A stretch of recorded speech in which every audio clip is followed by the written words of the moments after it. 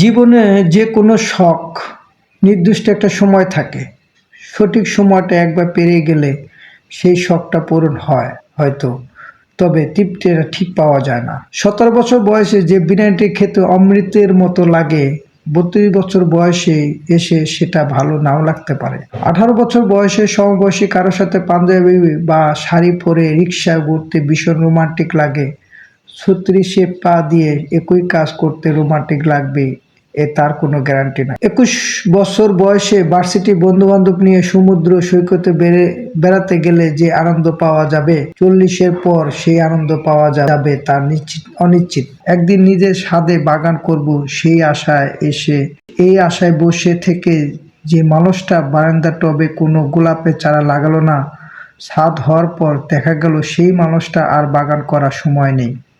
একদিন চাকরি করে বাবা মাকে দামি দামি জিনিস কিনে দেওয়ার স্বপ্ন দেখা মানুষটা চাকরি করে টাকা কামাবে ঠিকই, কিন্তু ততদিনে মা বাবা এই দুনিয়া নাও থাকতে পারে। জীবনের ছোটখাটো স্বাদ আহ্লাদ খুব দামি জিনিস, এগুলোই একটা মানুষের হৃদয়কে জীবিত রাখে, সতেজ রাখে, প্রাণবন্ত করে। মানুষের হৃদয় একটু একটু করে মরে যায় ইচ্ছা পূরণের অভাবে, নীরব হাহাকারে। এই জন্য সময় থাকতে এসব শখ পূর্ণ করে ফেলতে হয়। অনেক টাকা জমলে একদিন খাবো এই চিন্তা না করে অল্প কিছু টাকা জমিয়ে এখনই খেয়ে আসুন পছন্দের কাচ্চিটা। বিশ্বাস করুন, জীবনের শ্রেষ্ঠ স্বাদটা পাবেন। দেরি না করে পছন্দের মানুষটাকে আজকে রিক্সার ডেটিং এ অফারটা দিয়ে দেখুন। রাজি হলে শাড়ি পাঞ্জাবি পরে হুড খোলা রিক্সায় বৃষ্টিতে ভিজতে ভিজতে সময় ঘুরে বেড়ান। লিখে নিন, লাইফে সেরা রোমান্সটা পাবেন। পকেটে কিছু টাকা হলেই বন্ধুর ঘাড়ে হাত রেখে বলে বসুন, চল বেটা সাজেক যাই, আজকেই যাব, এক্ষুনি যাব, ব্যাগ গুছিয়ে নে, বাস ধরতে হবে। নিজের ছাদে বাগান হবে এই আশায় বসে না থেকে বাসায় বারান্দার টবেই লাগিয়ে ফেলুন পছন্দের গোলাপের চারাটা। টিউশনির টাকা কম দামেই কিনে ফেলুন বাবা মায়ের জন্য শার্ট শাড়ি, হোক না সুতি বা সব পূরণটাই বড় কথা। মনে রাখবেন, একদিন সব হবে এই আশায় যে নিজেকে বঞ্চিত করে তার জীবনে কিছু হয় না। তার জীবনে খাটে বিষণ্ণতা আর অপেক্ষা, শেষ হয় আফসোস আর হতাশা দিয়ে। ধন্যবাদ সবাইকে। অন্যর জীবনে নিজের স্থান খোঁজা বন্ধ করুন। স্থান পাওয়ার তো দূরের কথা, উল্টা আঘাতে, অপবাদে, অসম্মানে জর্জরিত হবেন। নিজের জীবনকেও নিজেই গুরুত্ব দিন। অন্যের উপর অধিকার দেখানো বন্ধ করুন। কেউ কটু কথা বললে চুপচাপ শুনুন এবং জবাব দেওয়ার অধিকার সময়ের উপর ছেড়ে দিন।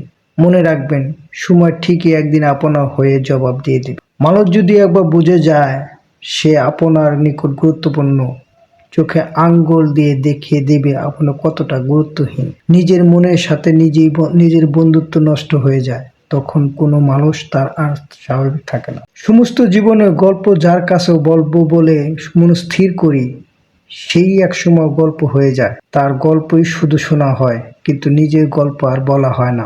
গল্পের কাছে তো আর গল্প বলা যায় না। মাঝে মাঝে কেউ মিথ্যা বললে তুমি তা বুঝতে পারো, কিন্তু তার রিয়েক্ট না করে তুমি নিশ্চুপ থাকো। তার অর্থ হলো, জীবন তোমাকে ম্যাচিউর করে তোলার শিক্ষাটা ভালোভাবে দিয়ে দিই। নীতিবাক্য বলা সহজ, নীতিবান হওয়া কঠিন। উপদেশ দেওয়া যতটা সহজ, উপদেশ মানা ততটাই কঠিন। নিজে কতটুকু মানেন সেটা বিবেচনা রেখে অন্যকে উপদেশ দিন, এটাই উত্তম। কিছু মানুষের নিজের দোষ অন্যের উপর চাপানো অভ্যাস এতটাই বিশ্রীভাবে প্রকট যে তারা আজীবন অন্যকে ব্লেমের পর ব্লেম দিয়ে যায়। হয়তোবা আপনি তাদের কাছে বিরক্তকর, তাই কারো জীবনে বিরক্ত কারণ না হয়ে দূরে সরে আসুন। অন্যর মনের মতো হওয়ার জন্য নিজের সাথে অবিচার করবেন না। জীবন একটাই, অন্যর ক্ষতি না করে নিজের যা ভালো লাগে করেন, কারণ খারাপ ফিল করার মানুষের পৃথিবীতে অভাব নাই। Take care of yourself, be happy.